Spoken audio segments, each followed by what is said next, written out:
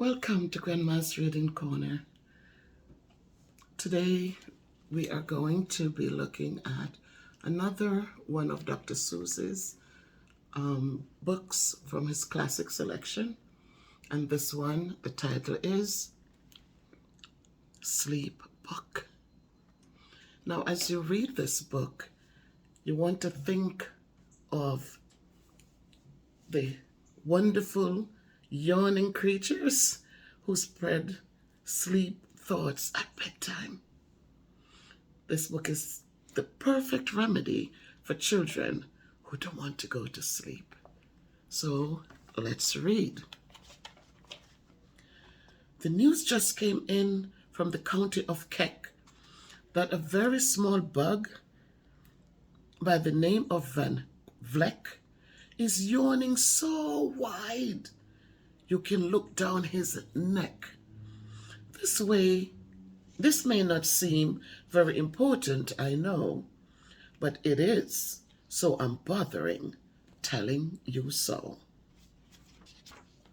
There's Mr. Keck.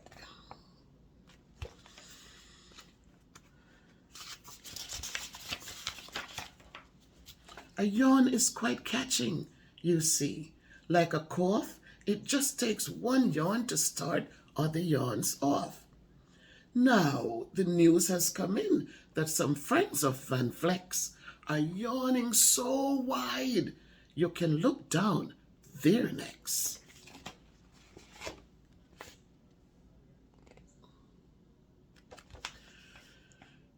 At this moment, right now, under 7 more noses, great yawns are in blossom.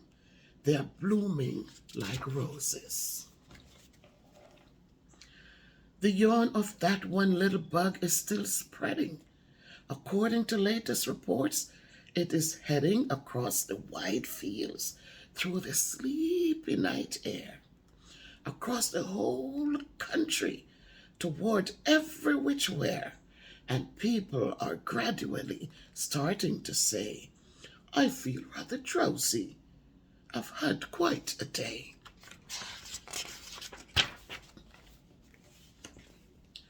Creatures are starting to think about rest. 2 biffer birds are now building their nest. They do it each night, and quite often I wonder how they do this big job without making a blunder.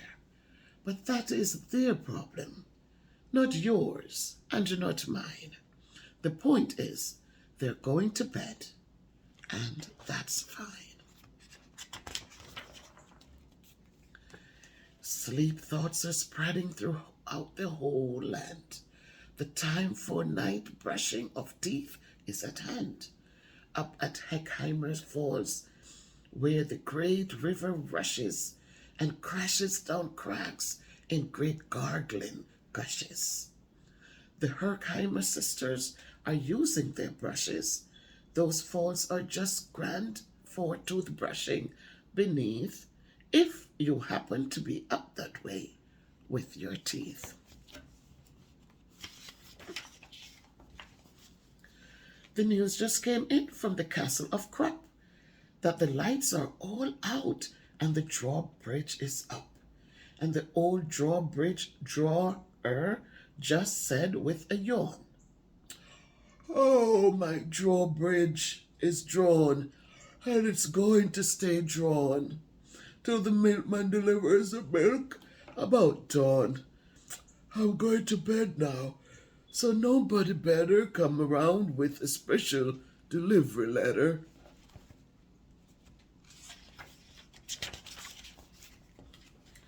The number of sleepers is steadily growing.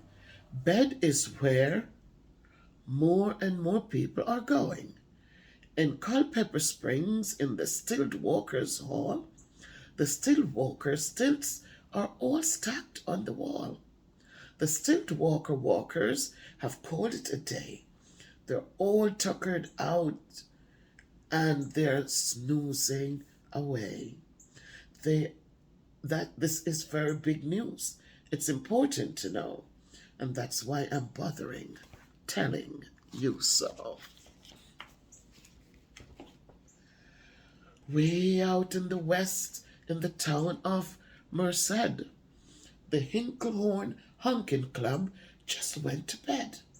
Every horn has been quietly hung on a hook for the night in its own private Hinklehorn nook. All this long happy day they have been hunkering about, and the Hinklehorn hunkers have hunked themselves out. But they'll wake up quite fresh in the morning, and then they'll all start Hinklehorn honking again.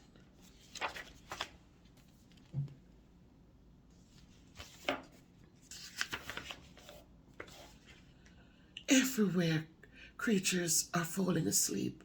The collapsible frink just collapsed in a heap, and by adding the frink to the others before, I'm able to give you the who is asleep score. Right now, 40,404 creatures are happily, deeply in slumber. I think you'll agree that's a whopping fine number.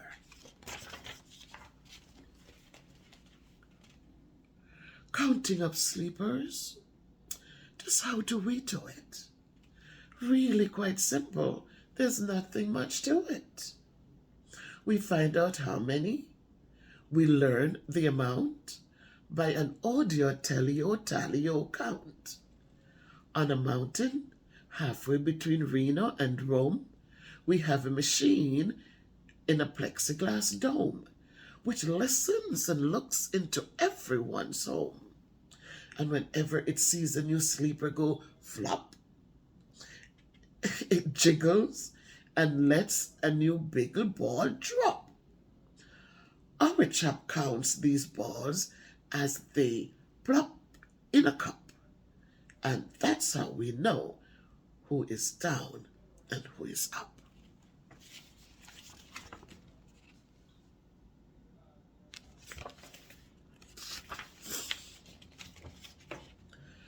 Do you talk in your sleep? It's a wonderful sport, and I have some news of this sport to report. The world champion sleep talkers, Joe and Mo Red Zoff, have just gone to sleep, and they're talking their heads off. For 55 years now, each chattering brother has babbled and gabbled all night to the other. They've talked about laws and they've talked about gauze. They've talked about paws and they've talked about flaws. They've talked quite a lot about old Santa Claus. And the reason I'm telling you this is because you should take up the sport. It's just fine for the jaws.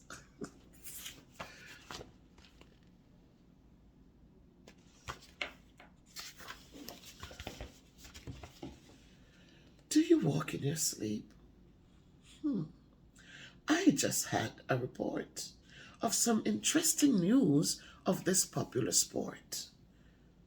Near Finnegan Fen, there's a sleepwalking group which not only walks, but it walks a la hoop. Every night they go miles. Why? They walk to such length. They have to keep eating to keep up their strength. So every so often, one puts down his hoop, stops hooping, and does some quick snooping for soup. That's why they are known as the Hoop Soup Snoop group. Sleepwalking, too, are the curious candrogs who sleepwalk on hills with assorted sized candles. The candles walk nightly in slumbering peace, in spite of slight burns from the hot dripping grease. The candles wear candles because they walk far, and if they wake up, want to see where they are. Now the news has arrived from the Valley of Vale that a Chippendale mup has just bitten his tail, which he does every night before shutting his eyes. Some such nipping sounds silly, but really, it's wise. He has no alarm clock, so this is the way he makes sure that he'll wake up at the right time of day. His tail is so long, he won't feel any pain till the nip makes the trip and gets to his brain. In exactly 8 hours, the Chippendale mup will at last feel the bite and yell, "Ouch!" and wake up.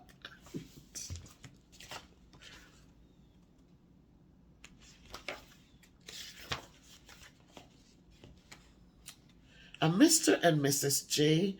Carmichael Crocks have just gone to bed near the town of Fort Knox, and they, by the way, have the finest of clocks. I'm not at all sure that I quite understand just how the thing works with that one extra hand. But I do know this clock does one very slick trick. It doesn't tick-tock. How it goes is tock-tick. So with ticks in its tocker and tocks in its ticker, it saves lots of time and the sleepers sleep quicker.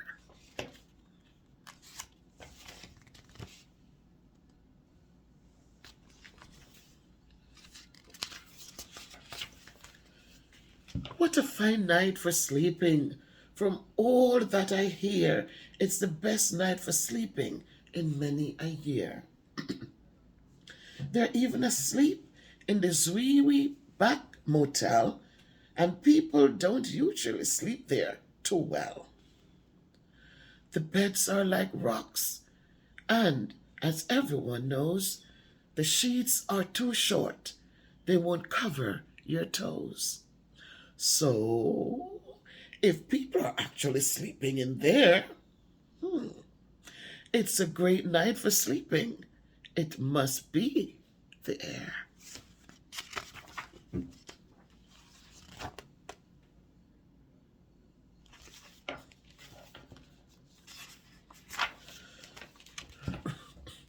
It's a great night for snores. I just had a report of some boys who are tops in this musical sport.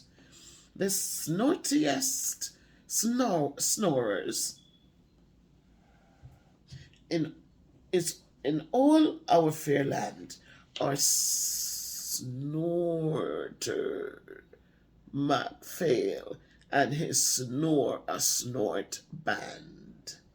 This band can snore Dixit and old Swanee River. This band can snore Dixie and old Swanee River so loud it would make 40 elephants shiver.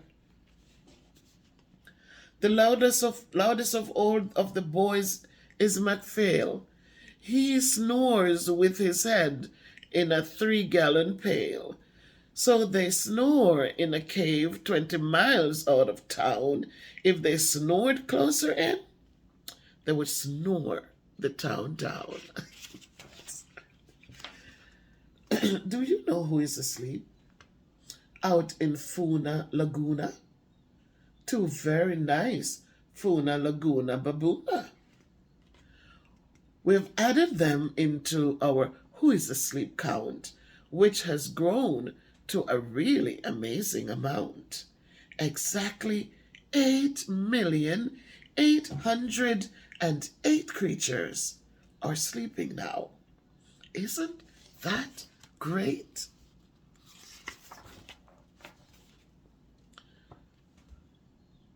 A Jed is in bed, and the bed of a Jed is the softest of beds in the world, it is said. He makes it from pom-poms. He grows on his head, and he's sleeping right now on the softest of fluff, completely exhausted from growing the stuff.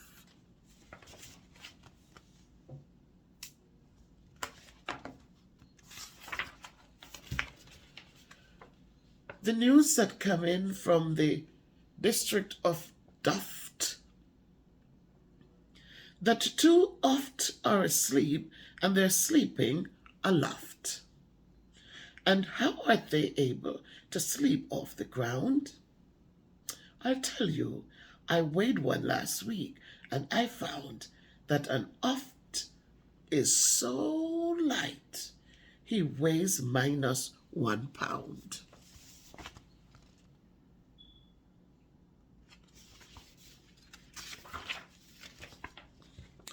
A moose is asleep. He is dreaming of moose drinks. A goose is asleep. He is dreaming of goose drinks. That's well and good when a moose dreams of moose juice, and nothing goes wrong when a goose dreams of goose juice. But it isn't too good when a moose and a goose start dreaming they're drinking the other one's juice. Moose juice, not goose juice, is juice for a moose. And goose juice, not moose juice, is juice for a goose. So when goose gets a mouthful of juices of mooses, the moose gets a mouthful of juices of gooses. They always fall out of their bed screaming screams. So, I'm warning you, no, never drink in your dreams. Speaking of dreaming, I think you should note that the Bumbletub Club is now dreaming afloat. Every night they go dreaming down Bumbletub Creek, except for one night every third or fourth week, when they stop for repairs cause their bumbletubs leak. But tonight they're afloat, full of dreams, full of bliss, and that's why I'm bothering telling you this.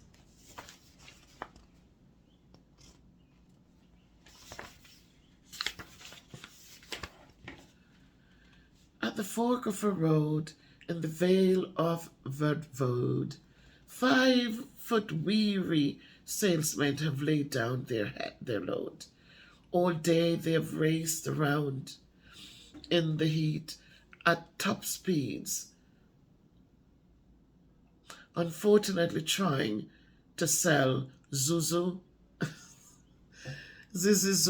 seeds, which nobody wants because nobody needs. Tomorrow will come. They'll go back to their chore. They'll start on the road zizzer-zoofing once more. But tonight they're forgotten. Their feet are so sore. And that's what the wonderful nighttime is for.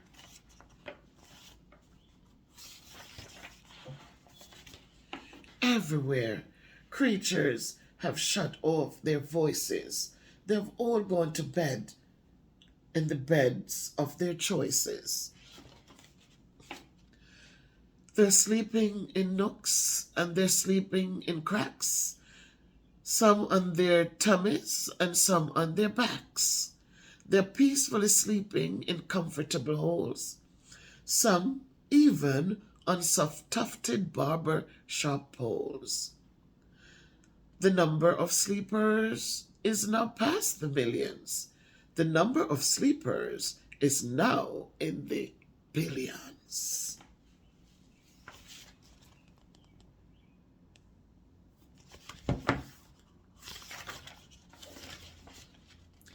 They're sleeping on steps and on strings and on floors, in mailboxes, ships, and the keyholes of doors. Every worm on a fish hook is safe for the night. Every fish in the sea is too sleepy to bite. Every whale in the ocean has turned off his spout. Every light between here and far Foodle is out.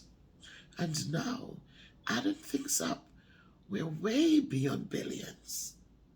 Our Who is Asleep score is now up in the zillions.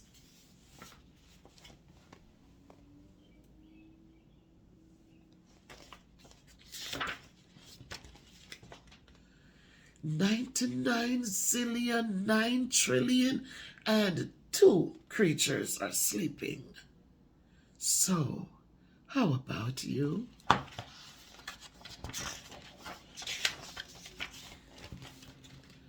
When you put out your lights, then the number will be 99,000,000,9,000,003.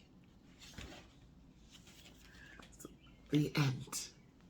And so, again, remember that Dr. Seuss combines the funniest stories, craziest creatures, and zaniest pictures with his unique blend of rhyme, rhythm, and repetition.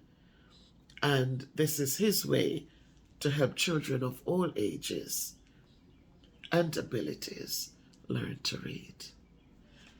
Please like, share. If you haven't subscribed as yet, please subscribe to the channel and leave me a comment so that we can continue onward and upward as we continue to read Dr. Seuss's classic books. Bye for now.